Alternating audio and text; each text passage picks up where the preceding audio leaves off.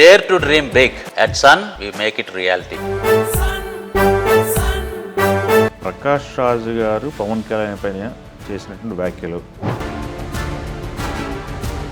బండ్ల గణేష్ గారు ఘాటుగా స్పందించిన తీరు, మరి పవనేశ్వరుడి భక్తుడు ఆ మాత్రం స్పందించకపోతే ఎలాగా?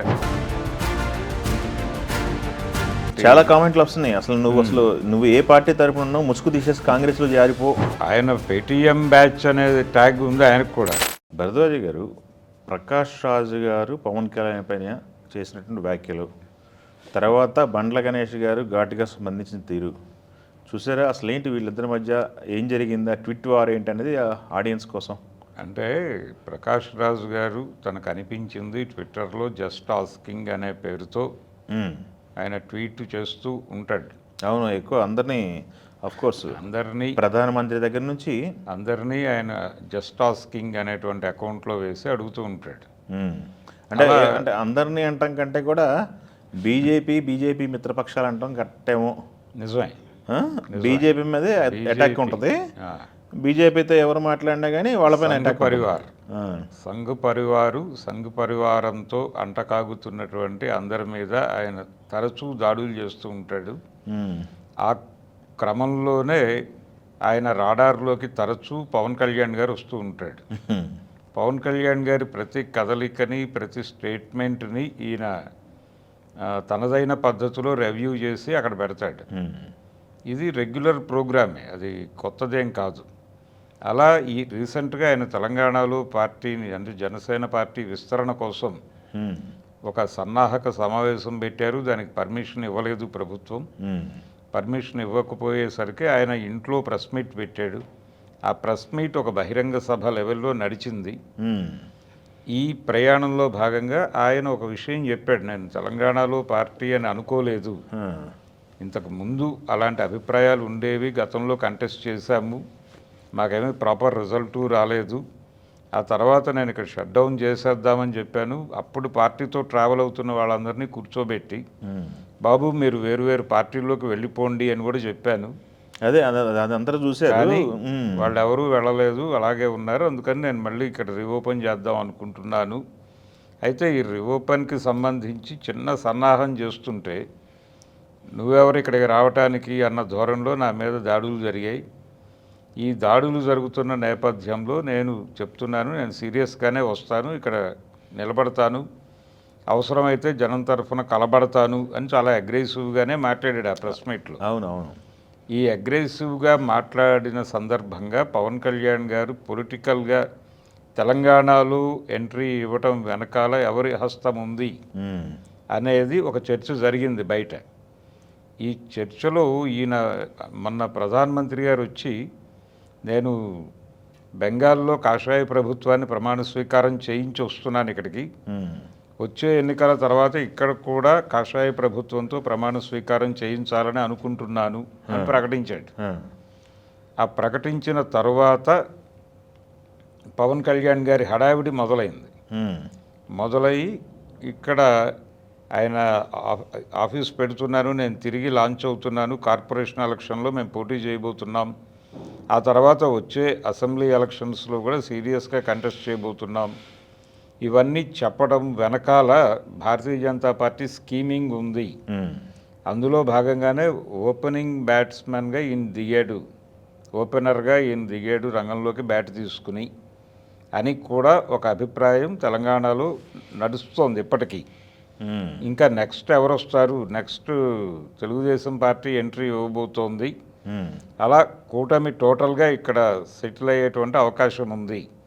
ఒక విస్తృత ఐక్య సంఘటన నిర్మాణం చేసి కాంగ్రెస్ సర్కారుకి చెక్ పెట్టి ఇక్కడ కాషాయ ప్రభుత్వాన్ని ఆయన ప్రమాణ స్వీకారం చేయించే ప్రోగ్రాం ఏదో ఉంది. అందులో భాగమే పవన్ కళ్యాణ్ ఎంట్రీ. అలాగే ఆయనకు వ్యతిరేకంగా మాట్లాడిన వాళ్ళందరి మీద భారతీయ జనతా పార్టీ దాడి చేసింది. వాళ్ళందరి గురించి వీళ్ళు మాట్లాడటం మొదలుపెట్టారు. అదే ఇప్పుడు కాంగ్రెస్ మంత్రులు. అయితే ప్రకాష్ రాజ్ గారు చెప్పేది ఏంటంటే, అసలు నువ్వు ఆయన పొత్తుల గురించి మాట్లాడితే ఆయన అదే అడుగుతున్నాడు ప్రకాష్ రాజ్. పవన్ కళ్యాణ్ గారు ఆ రోజు పొత్తుల గురించి మీరు ఎవరితో పొత్తులు వెళ్తాంటే, పొత్తుల గురించి ఇప్పుడే నేను మాట్లాడలేను, నేనైతే వస్తున్నానని చెప్పి వెళ్ళిపోయారు. మళ్ళీ ఇప్పుడు ఆయన అదే అడుగుతున్నారు మళ్ళీ. అయ్యా మీరు ఒంటరిగా వస్తున్నారా, ఆ, జంటగా వస్తున్నారా, ముగ్గురు కలిసి వస్తున్నారా? ఇప్పుడు ఏపీలో 3 పార్టీల కూటమి నడుస్తోంది. అదే కాబట్టి 3 పార్టీలు ఇక్కడ ఆల్రెడీ బీజేపీ ఉంది, తెలుగుదేశం పార్టీకి రూట్స్ ఉన్నాయి, కానీ పార్టీ ఇక్కడ లేదు టెక్నికల్గా. కానీ తిరిగి రీలాంచ్ చేయబోతున్నాము, మేము తెలంగాణలో తిరిగి ప్రభావం చూపించబోతున్నామని మొన్న మహానాడు సందర్భంగా లోకేష్ గారు ప్రకటించాడు. అదేలేండి. ప్రకటించారు. ఆ నేపథ్యాన్ని కూడా తీసుకుని ఇవన్నీ ఒకే టైంలో జరిగినాయి, ఒకే టైం లైన్లో. అదే ఇప్పుడు బండ్ల గణేష్ గారు ప్రధానమంత్రి గారి పర్యటన, పవన్ కళ్యాణ్ గారి హడావిడి, అక్కడ మహానాడు, అదే ఓకే, ఈ పొలిటికల్ సినారియో ఎన్టీఆర్ విగ్రహం ఆవిష్కరణ, ఇవన్నీ నడుస్తున్న నేపథ్యంలో క్రియేట్ అయినటువంటి ఒక పొలిటికల్ హీట్ ఇది.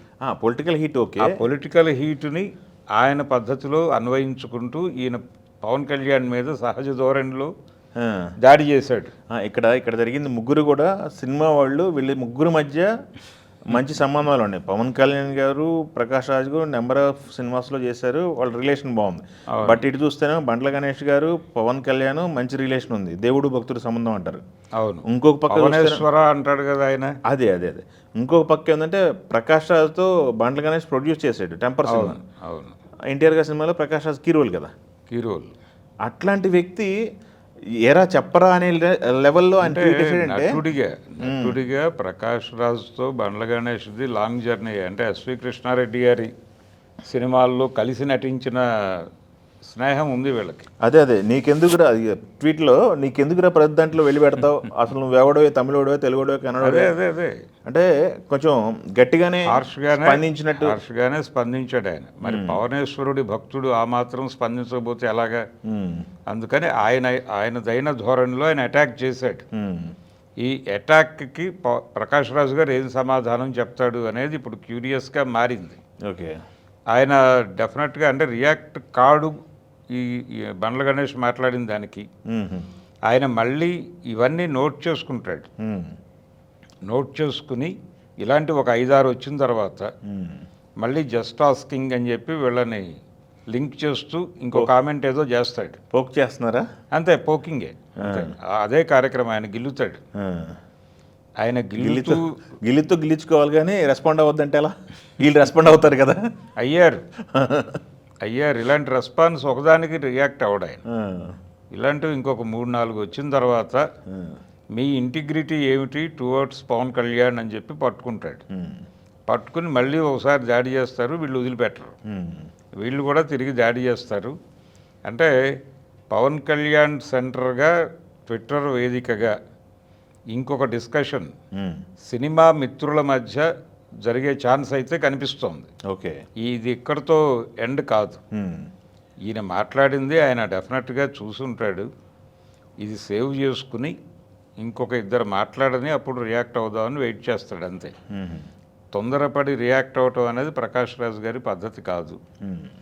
ఆయన ఈ హిందుత్వ అనేటువంటి చాలా కామెంట్లు వస్తున్నాయి. అసలు నువ్వు ఏ పార్టీ తరపున ఉన్నావు, ముసుగు తీసేసి కాంగ్రెస్లో జారిపో, బీజేపీని మీద దాడి చేస్తున్నావు, నువ్వు కాంగ్రెస్కి వెళ్ళిపో అని చెప్పి మాట్లాడుతున్నారు. ఆయన పేటీఎం బ్యాచ్ అనేది ట్యాగ్ ఉంది ఆయనకు కూడా. కాంగ్రెస్ పేటీఎం అనే, కాంగ్రెస్ ఒకటే కాదు, వైఎస్ఆర్సీపీ పేటీఎం అనేవాళ్ళు అంటారు, బీఆర్ఎస్ అంటారు, రకరకాలుగా ఉంది. ఆయన చాలా వేదికల మీద కూడా కనిపించాడు గతంలో. ఓహో, అంటే బీఆర్ఎస్కి సంబంధించిన వేదిక మీద కూడా ప్రకాష్ రాజు గారు కనిపించారు. అలాగే లెఫ్ట్ పార్టీలకు సంబంధించిన వేదికల మీద కూడా ఆయన తరచూ కనిపిస్తూ ఉన్నాడు ఈ మధ్య కాలంలో. అలాగే కేరళలో జరిగినటువంటి లిటరరీ ఫెస్ట్లో కూడా ఆయన మాట్లాడాడు. వివాదం అయింది. అలా ఆయన రెగ్యులర్గా మాట్లాడటము, తన అభిప్రాయాలు సమాజం ముందు పెట్టడము, ఒక రకంగా పొలిటికల్ ఏరియాలో యాక్టివిస్ట్గానే ఉన్నాడు ఆయన. యాంటీ సంఘ్ పరివార్ యాక్టివిటీస్లో ఆయన చాలా యాక్టివ్గా ఉన్నాడు. ఒక యాక్టివిస్ట్గానే ఉన్నాడు ఆయన. ఆయన మీద విపరీతమైన ట్రోలు, దాడులు జరుగుతూనే ఉన్నాయి కంటిన్యూస్గా. దాన్ని కేర్ చేయట్లేదు. నేను ఇలాగే మాట్లాడతాను, ఇదే ధోరణిలో పెడతాను, మీ ఇష్టం, మీరు డైజెస్ట్ చేసుకుంటే చేసుకోండి, లేదంటే నన్ను వదిలేయండి అన్న ధోరణిలో మాట్లాడుతున్నాడు. ఇప్పుడు బండ్ల గణేష్ గారు ఎంటర్ అయ్యాడు. ఈయన ఫ్రెష్ ఎంట్రీ ఈ యుద్ధంలోకి. కాబట్టి ఆయన ఎలా రియాక్ట్ అవుతాడో చూడాలి. ఇది జరుగుతున్న టైంలో కూడా ఓకే. ఈ ట్విట్టర్ వేదికగా పవన్ కళ్యాణ్ ఆయన జస్ట్ ఆస్కింగ్ అనే పేరుతో ప్రశ్నలు సంధించడం మొదలుపెట్టింది ఈరోజు కొత్తగా కాదు. ఈ ప్రశ్నల పరంపర కొనసాగుతుండగా కూడా ఆయనతో సినిమాల్లో యాక్ట్ చేశాడు. ఓజీ చేశారుగా, ఓజీలో చేశాడు. తర్వాత అంతకుముందు వకీల్ సాబ్లో కూడా ఉన్నాడు కదా ప్రకాష్ రాజ్. వకీల్ సాబ్ అంటే కొంచెం ముందులేండి అది. అప్పటికే ఉన్నారు. అదే అప్పటికే జనసేన పార్టీ పెట్టారు. అప్పటికే జనసేన పార్టీ మీద ఆయన తనదైన ధోరణిలో స్పందించాడు. అప్పటికే సంఘ్ పరివార్తో ఆయన ప్రయాణం ఉంది పవన్ కళ్యాణ్ది.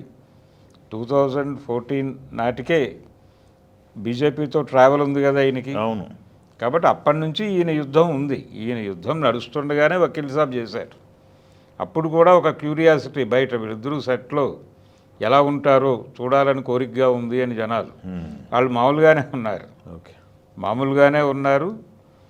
అలాగే అదే పద్ధతిలో ఓజీలో కూడా కలిసి నటించారు. ఆ రోజున కూడా వాళ్ళిద్దరూ సెట్లో దీనికి సంబంధించి ఘర్షణ పడిన దాఖలాలు ఏవీ లేవు. ఓకే.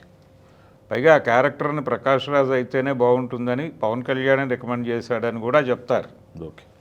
అలా నటుడిగా ఆయన పట్ల పవన్ కళ్యాణ్కి ఒక గౌరవం ఉంది. అలాగే పవన్ కళ్యాణ్ పట్ల నటుడిగా ఆయనకు ఉన్నటువంటి ఇది వేరు, అభిప్రాయం వేరు. కానీ పొలిటికల్గా పవన్ కళ్యాణ్ పట్ల నేను క్రిటికల్గా ఉంటాను అని గతంలో మాట్లాడాడు. కాబట్టి ఇప్పుడు బండ్ల గణేష్ గారు ఏదో అడ్డుకట్ట వేశాను అనుకుంటున్నాడు, కానీ ఇది ఆగదు. ఈ యుద్ధం మరో 10 ట్వీట్ల వరకు ఇలాగే కొనసాగుతుంది. చూద్దాం. ఓకే. ఆయన రియాక్షన్ కోసం వెయిటింగ్ ఇప్పుడు ప్రపంచం. ఓకే. ఆయన 2 రోజులు ఆగి ప్రశాంతంగా ముగ్గురు మీద దాడి చేస్తూ ఒక ట్వీట్ పెడతాడు. ఓకే. Thank you.